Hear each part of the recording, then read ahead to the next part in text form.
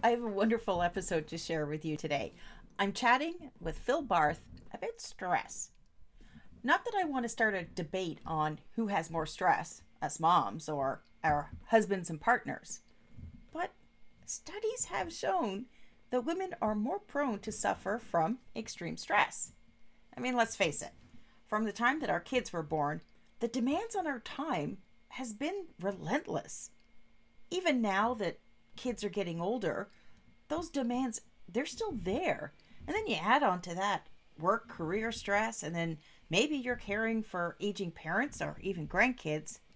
The stress is still there. But the good news is that there's things that you can do to bring focus back on ourselves. And in this episode, we chat about stress management, the importance of starting your day off right, and why we should all be more like dogs. Buckle up, this is going to be another great ride. This is the Roller Coaster Podcast. We are here to help you be empowered and renew your sense of purpose as a midlife mom. This is your time to redefine and reclaim your power as a woman. Just because our kids are getting older doesn't mean that our lives still don't have crazy twists, turns, ups and downs. And that's not to mention what our hormones are doing. We're navigating helping our kids plan their next chapters while quietly wondering, what the heck does my next chapter look like? My name is Lucy Q, wife, mom, podcaster, and journaling mentor. This is a crazy time in your life, but you are not alone. So I'm inviting you to throw your head back, arms in the air, and come along with me for the ride. Life is like a roller coaster, baby, baby. I wanna ride, ride, ride, ride. Roller coaster. Life is like a roller coaster, baby, baby. Welcome to the roller coaster, Phil. How are you today? I'm well, Lucy. Thanks for having me. Appreciate it. No problem. Now, our conversation today is going to be focused around stress. And I don't know about you, but I really feel that over the past few decades, and I almost want to say since the 80s for some reason, stress seems to be a bit of an accolade or a rite of passage to success, a yardstick that we're using to measure our own self-worth. But for you in 2015, you had a little bit of a wake-up call and you had a heart attack that your doctor actually attributed to stress. Yes. Yeah, exactly. So, and you're spot on. I grew up in the 80s and it was just kind of like an accolade, oh, I can take on all of these things. And that didn't change in the 90s or the 2000s. I can do it all. I was the kind of person who liked to see how close I could cut it to making the flight and drive like crazy to get there, risking speeding tickets. Well, to be honest, risking my life the way I drove sometimes, but kind of that stress junkie, as if it were a badge of honor. Look at me, I'm king of stress. And all of that changed in 2015. So, at this point, coming into 2015, married, 3 kids of varying ages. I want to say the youngest was, at the time of the heart attack in 2015, the youngest was probably 11 and up from there. And same deal. Even having kids didn't stop the stress. In fact, it threw more on. Oh, we got to get them to baseball. We got to get them to band practice. We got to get them to whatever and get them to scouts. And it was just like, yes, I can do it all. And even knowing I was taking on all that stress, it's like, oh, there's good stress. It's all good. I'm Superman. And I wasn't. And I found that out in 2015. And, I think ultimately one way or another, our bodies will let us know if it's okay with what we're doing. And I always use the analogy that at first it's going to give you whispers. And if you don't pay attention to the whispers, it's going to shout at you. And if you still don't listen, it's going to hit you with a 2x4. And in your case, that 2x4 came in the form of a heart attack. Correct. And you're spot on the analogy. I looked after the heart attack, after I got hit by the 2x4, I looked back and could see all of the signs that were where the health was starting to decline and the stress was getting too much. And I wasn't listening to the whispers, and I didn't listen to the shouts. In fact, after I got hit in the head by the 2x4, I wasn't quite ready to listen yet either, because I was at scout camp with my son and had this it was a heart attack. We didn't know at the time, right? I was feeling terrible. My blood pressure had tanked, and they said, we need to send you to the hospital to get you checked out. Well, the doctor said you had a small heart attack. And so I told my wife this. I can't believe I said this, but I was supposed to go the next week to speak in Las Vegas. We were both going to go to Vegas. And I told my wife, I said, I'll bet you they get me fixed up in time for me to go to Vegas next week. And she just looked at me like, you're insane. And looking back, it was a really dumb thing to say. And in fact, that week at camp, I was feeling bad. And I thought, again, the body's starting to shout.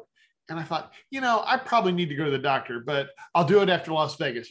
And the next week I'm going to Myrtle Beach for some meetings. So I'll do it after that. So I wasn't listening. And that's when, to your point, the body just grabs a 2x4 or one of my baseball bats and just boom, upside the head. Yeah. And then I think my wife wanted a 2x4 when I told her, I'll bet they could fix me up in time. But I was going to say, if you make a woman mad enough, she doesn't need any weapons. The look was enough. The look is all you need. You're probably right. And yeah, I was completely wrong about that. And it's something that I've seen even today. I see, because I watch a lot of YouTube videos, whether they're motivational type of videos and there are some people out there, and I'm going to say, not to point the finger, but 99% of the time it's a man saying, you've got to grind, you've got to go, you can sleep later on. If you can get by in 3 hours sleep, do it.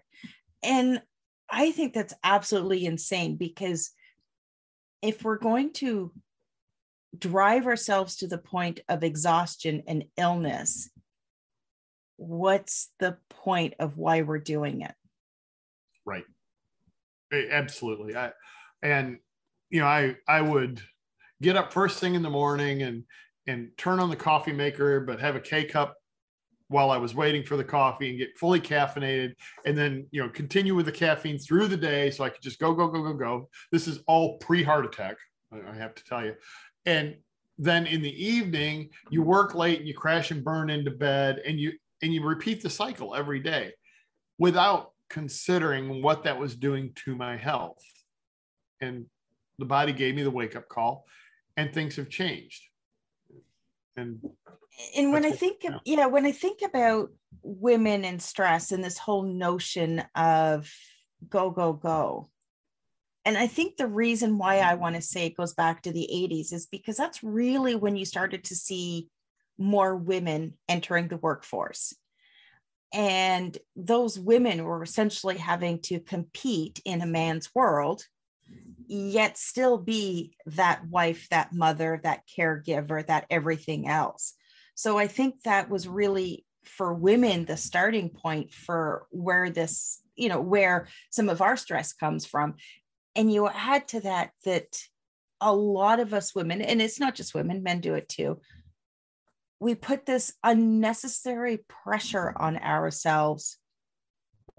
I almost want to say to be perfect, to be that, that perfect manager, that perfect employee, be the perfect mom, and just trying to keep up with that level of perfection is a stress in itself.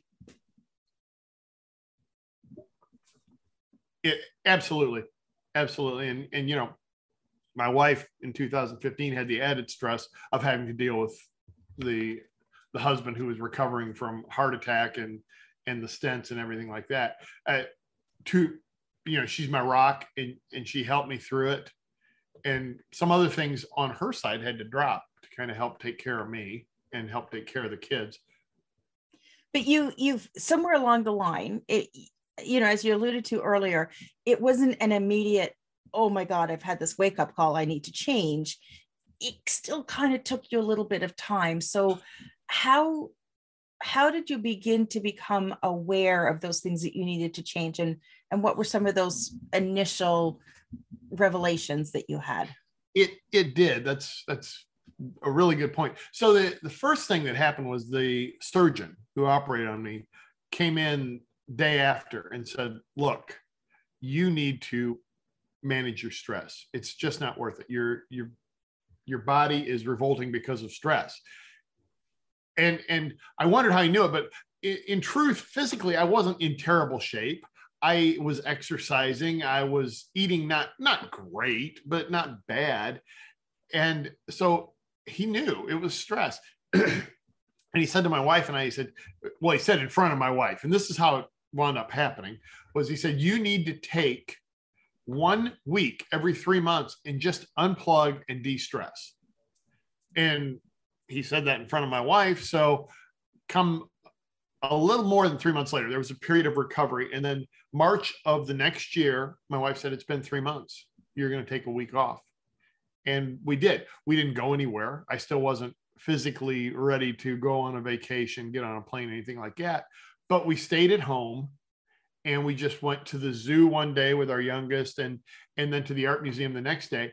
And what happened was, each day, at the end of the day, I posted on social media, here were the great things that happened to me today. And people loved it. And of course, if you get likes or loves on Facebook, you just got to keep going, right? And so I thought, well, I could do this for 5 days because I'm on vacation, but what happens next week? And I thought, I'm going to keep trying to find the great things in life and what's good. And it's been 6 years almost, and I'm still finding them. And it becomes easier. So I trained my brain to kind of, instead of looking for the next, what am I going to do next, or worrying about what's going wrong and how am I going to solve it? It's training my brain to find out and be grateful for what's good right now. And you start training your brain. And I'm reading more and more about the power of the subconscious mind. And you start putting that in there, and it just finds it for you. And suddenly you have this lower stress appreciation of what's good lifestyle going on. And you touched on something very important there. And I think it's often overlooked when it comes to our personal health, and that's gratitude. Absolutely. And it's something that, I had to go through my own 2x4 experience to start to implement some of these things in my life, because I am the ultimate slow learner.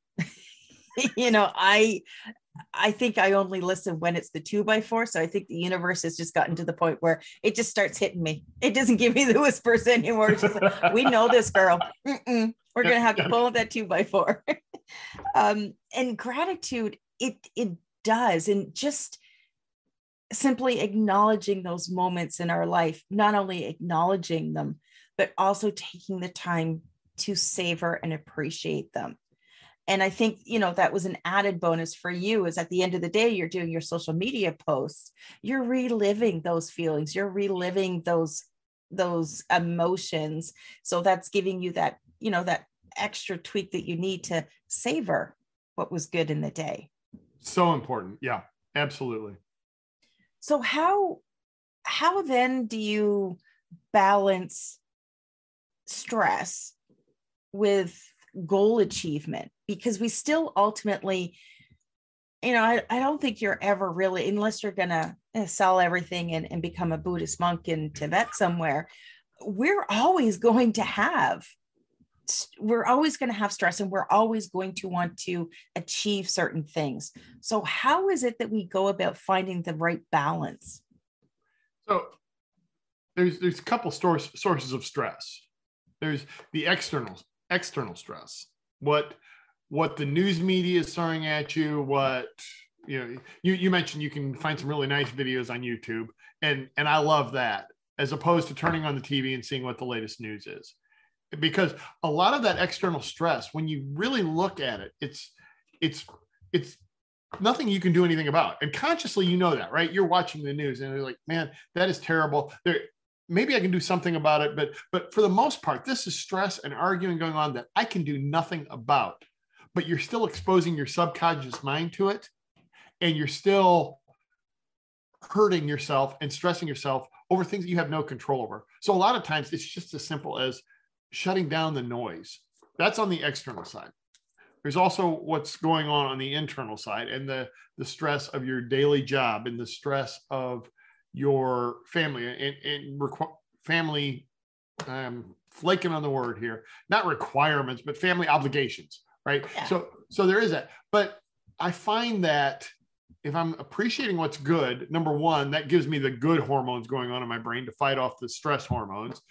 Number two, I'm really kind of straight with people at work or in life. It's like, I can't take that on right now. As opposed to the old Phil was like, I'm going to take that on because I don't want to disappoint this person. And ultimately, if you do that and you're worried about, I'm going to take everything on so I don't disappoint anybody, what you wind up doing is disappointing everybody, including yourself, because you can't get it all done. So, and people appreciate, I always say that if I'm running a project, the best answer is you say, yes, I will do it by such and such a date. The second best answer is, no, I can't. Then I know I need to look somewhere else to get it done. The worst answer is, I'm going to try, and you string it out, and then it doesn't get done. And it hurts you and it hurts them. So I'm really, really conscious about what I take on. And there are some things that I don't want to take on, but I have to. And there are some things I want to take on, and I do as many of those as I can. And then there are some things where I don't want to take it on. I don't have to. Somebody else can do a better job. And you just immediately say, I'm sorry. I don't have the bandwidth. Please accept my apologies, but no.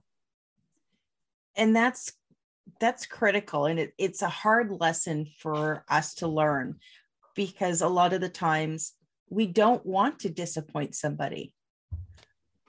But I've had to come to learn that saying no is actually saying yes to me. It's a really good way of putting it.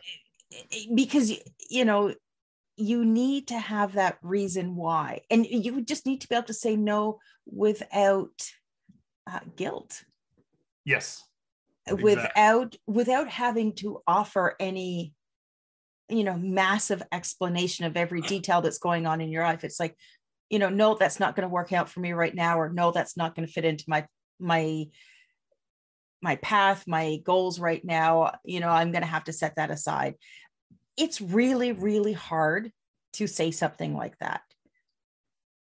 Yep. But when you say no to something, you're giving yourself the time and the freedom to focus on what's important for you, those goals that are important to you. There's a friend of mine has what he calls the bucket list, the things you absolutely want to do.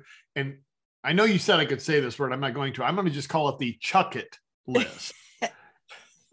I knew exactly what you were going to say. Yep. So I've got a little drawing. I've got a little drawing in case, my kids come down here. I don't want to have that word on the board anyway, on a whiteboard, but it's got a little volcano, and it's got little stick figures being chucked into the volcano. And on top of it, and next to it is, here are all the things that I'm chucking into the volcano. It's like a win, right? This is how I do it without guilt. These are the things that I'm throwing into the volcano. I'm saying no to, so that I can say yes to the things that are really going to be critical to who I am and who I want to be. And you said it, you want to be able to say no without guilt, but the second best answer is no with a little bit of guilt. And knowing that you'll get over the guilt and you will be moving toward the life that you are meant to lead. Is that something that you knew prior to your heart attack, or is that something that you had to establish afterwards? I knew it in theory. Okay, so about 15 years before the heart attack, I had a situation at work where we had been bought out by another company. And they said, look, we want you to stay through the end of the year, and you're going to have maybe an hour to 2 hours of work a day, just making sure things don't blow up. We're going to take care of it. You're basically getting the year off. And if you do that, in addition to your regular wage, we'll give you a bonus at the end. And so I was signed up to do this. And what happened was I told my wife, well, look, I can take the kids to the babysitter. I can take them to preschool. And so I did. And once a week we would stop at McDonald's for breakfast. And by the way, too much McDonald's can also be bad for your heart. I'm going to say that right now. But I would stop at McDonald's for breakfast with these two kids that I hadn't spent enough time with up until that year. And I was like, these are really cool kids. And this is really fun. So I had that year. And so philosophically, I knew it, that, make time for what's important. And I did a somewhat better job. So I went to their plays or their school events or scout events as much as I could, but I started piling the stress back up. So there's a difference between knowing and actually doing. After 2015, after the 2x4 or the baseball bat, and the other thing that happened was the cardiologist said, by the way, we unplugged we put a stent in 2 of your arteries. There's a third one that's only 60% plugged. And so we don't put stents in those. I'm like, great. Only? No kidding. The others were 80 and 95. And he said 60. And I'm like, well, shit, I don't want to be back here in another, when it goes from 60 to 90 and go through this again. So I better listen to, maybe they did that by design, right? I better listen to the guy about the stress management, because I've still got one in there, a little one with 60% plugged. So, hello, salmon and broccoli and low stress. Were there any other changes that you made to your days? Because I know for me, before I started living intentionally, you would wake up in the morning to your alarm. And, we had 2 young boys. So you'd get up and immediately you were getting up to start your day so you could get them to start their day so they could get to school and you could get to work. And it seemed like life was running me rather than me running my own life. And it was only after I made a switch that I started my days with intention and with a journaling practice, with meditation, and with these other things that, it seemed like I didn't have enough time to do those things when the kids were younger. Really, I did, because if I had rearranged my mornings a little bit, then I would have been able to put the focus on myself and then have less stress and less problems and less chaos later on in the day. Yeah. And yeah, there was a total change of practice. Same deal. Get up, got to go, got to hit the shower, grab some breakfast on the way out, or stop at McDonald's, let's be honest, and drive to work and get going and go. And so you're right. The day is running you. You're not running the day. And so, yeah, there was a definite change there. What I did was I still started waking up early, and I think I might have even moved it a little earlier, but instead of getting up early and just going, I take time to do a little bit of journaling, but what I call it is the ABCD morning. And we'll get to that in a second, because the other thing I learned was they did a study. A couple of psychologists from Harvard University did a study on how you start your day. And what they did was they divided the participants into 2 groups. One group started with bad news. So they start here, turn on the news for 3 minutes. And the other group started with solution-focused news for 3 minutes. At the end of the day, the bad news group was 27% more likely to report having a bad day. So it was just, how do you start that day? 3 minutes for 3 minutes even. And mine's a little bit longer than 3 minutes, but you got to start it off positively. And meditation is a good way. Journaling is a good way. I know people do yoga first thing in the morning. I call mine ABCD. So A is for affirmations. So I just get up and I read some affirmations. They can be mine. They can be something from Zig Ziglar, just something about I am going to kick butt today, whatever. Just I am going to manage. I'm going to live the right way. Some sort of affirmation. B is a book. I want to read something positive. I like to read the Bible. If the Bible's not your cup of tea, something positive, something that connects you to the universe in a positive way. And it doesn't have to be more than 5 minutes. And then C is coffee. I'll admit. But it's not like I got to get this in. It's one good cup of coffee that, you smell it brewing and then you just savor it and you sit there for a second and you go, this is good. And what are the other good things in my life? And, my wife, my kids, sometimes it's the fireplace in the living room. It's that. And then D is dogs. We have 3 dogs, and I love dogs because they're the most positive creature on the earth. Our dogs get up first thing in the morning and they've been sleeping in their crate, and you open up the crate and they're like, oh, I'm so glad to see you. I haven't seen you in forever. And it's like, it's been 8 hours or something. And then you feed them dog food. And they're like, oh, this is the most wonderful food ever. Oh, this fancy gourmet dog food. And everything you do is wonderful. And so I have somewhere between 1 and 2, depending on the day, Labrador retrievers that plop up on my lap. And they just, oh, I'm so glad to see you. And they writhe on the lap and please pet me. And it's just such a positive experience. And so that whole thing, 10, 15 minutes, depending on how hungry the dogs are and how much they want me to pet them. But it just gets the day off on the right foot. And your stress is low. And I've still got the day to do what I need to do. But it's just a wonderful way to start the day. And I say the equation is A plus B plus C plus D equals G. G being gratitude. If you find those things that you're grateful for, and when I start the day that way, I absolutely find them. It just wires you for a lower stress and ironically more productive day than the old way when I was like, got to get going, got to run. I actually focus on the right things, and I find myself getting more done now than I did before the heart attack. And that's it, is that you do get more done. I've certainly found that I've had more time, but it's funny because I have more time, but I then, and this is how we beat ourselves up, I then feel guilty for not doing anything. You know what I mean?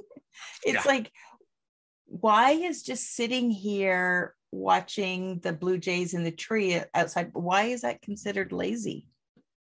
And that goes back to this whole go, go, go drive that we've had instilled in us, over the last, 30 decades. Right. And it's really hard to unwire that without the help of a 2x4 upside the head. Oh, and, technology has always been sold to us as it's going to help you get stuff done, so you're going to have more time. But really what happened is with technology is, you can get more done, so you can get more done. Right.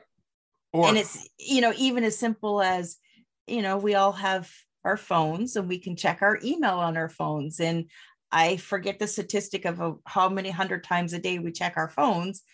But, 7, 8 o'clock at night, you're just checking in to see if anything came from work. Yep. And it's bad. It's really bad for us.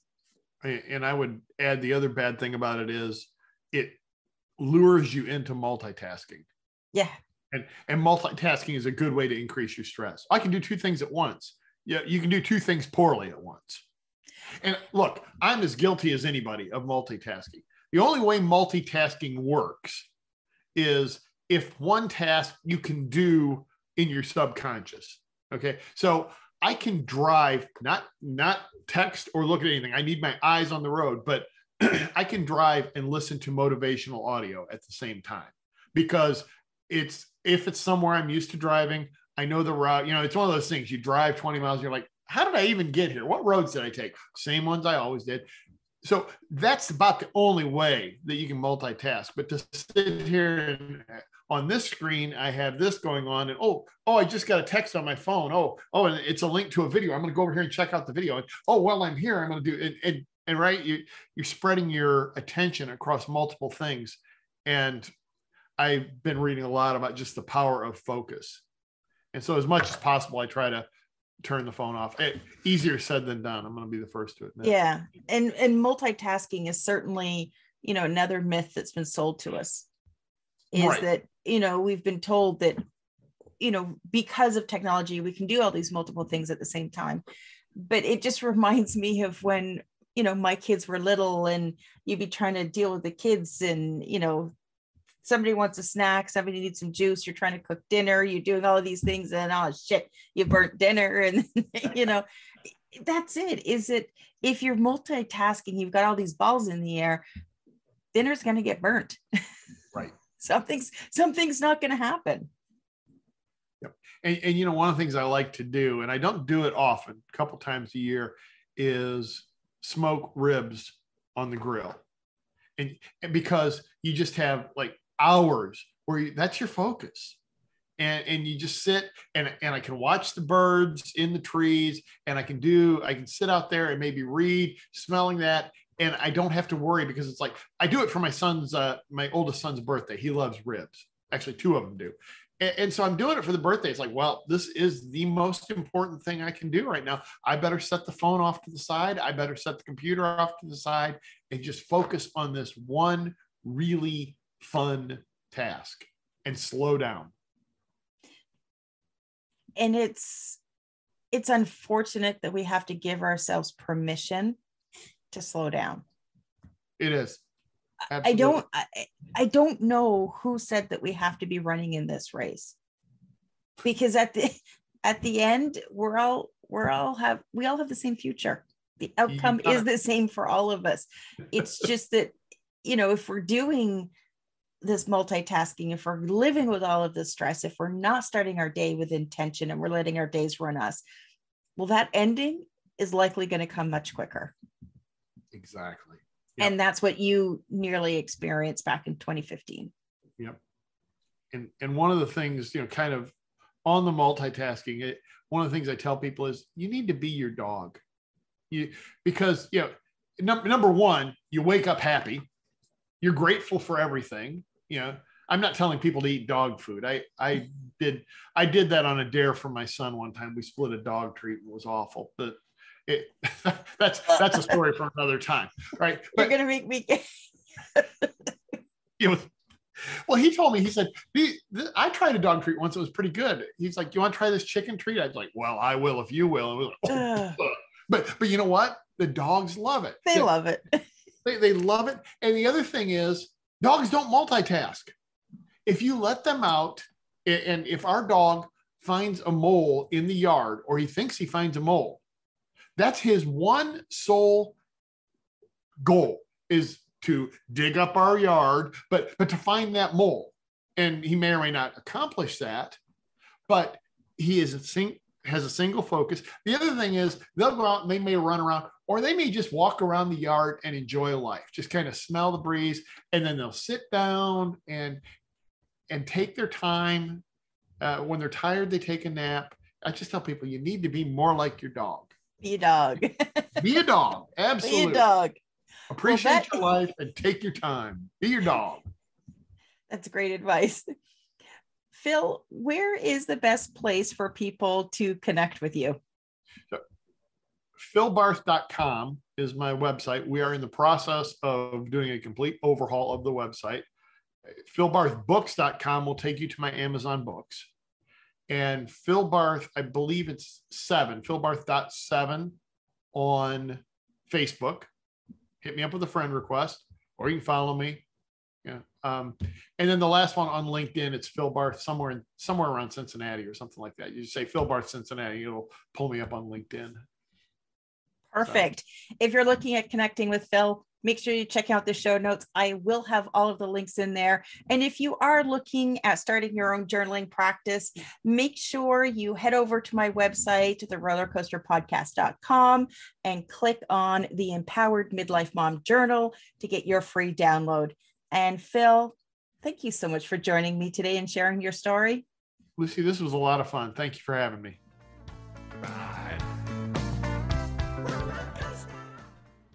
If you're looking to take a deep dive and really get clear on who you are and what you want, and to start living life on your terms, then I invite you to grab a copy of my Empowered Midlife Mom Journal.